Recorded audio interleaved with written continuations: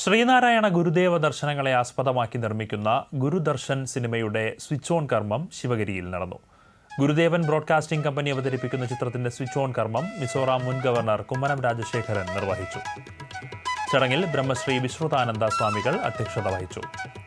ബാലു സുഗതൻ സംവിധാനവും സൗണ്ട് ഡിസൈനും നിർവഹിക്കുന്ന ചിത്രത്തിൽ പ്രമുഖ താരങ്ങൾ അണിനിരക്കുന്നുണ്ട്.